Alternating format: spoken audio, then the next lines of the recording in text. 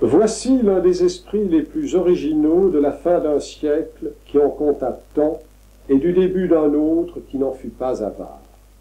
À cheval sur le XVIIIe et le XIXe siècle, Fiévée a fasciné, irrité ou étonné Condorcet et Stendhal, Laclos et Constant. Fouché le poursuivit de sa haine et Chateaubriand l'accueillit au Mercure.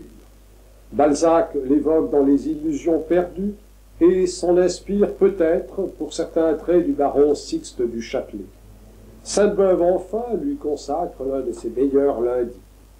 Journaliste et romancier à succès, maître des requêtes au Conseil d'État et préfet d'un département du centre de la France, Fiévée conseilla un empereur, Napoléon, et un roi, Louis XVIII.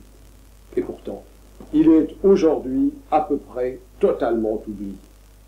Si l'on voulait caractériser ce singulier personnage qu'Alexandre de Humboldt souhaita connaître à peine de retour de son voyage aux régions équinoxiales du nouveau continent, il faudrait d'abord rappeler qu'il fut, sur le plan politique, le représentant de ce que Sainte-Beuve appelait le tiers-état royaliste, et du Vergier de Horan de s'étonner de voir ce roturier, dont les mœurs laissaient à désirer, être écouté de la faction des ultras.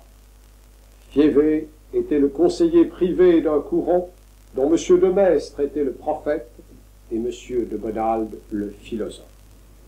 Dans le domaine littéraire, il marqua le retour à la qualité française, au tableau de mœurs et au ressort de la psychologie face au déferlement du roman noir anglais plein de spectres et d'apparitions sataniques.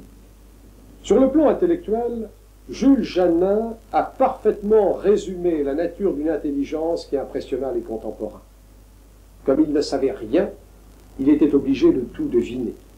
Comme il ne voulait rien apprendre, il lui fallait nécessairement tout comprendre. Fiévée est encore, par son esprit, un homme du XVIIIe siècle. Quand on a un vice, il faut savoir le porter, affirme-t-il. Il appartient aussi au XIXe siècle du parlementarisme naissant. La politique, même dans les gouvernements représentatifs, déclare-t-il, est ce que l'on ne dit pas. Et de condamner les fluctuations d'une faction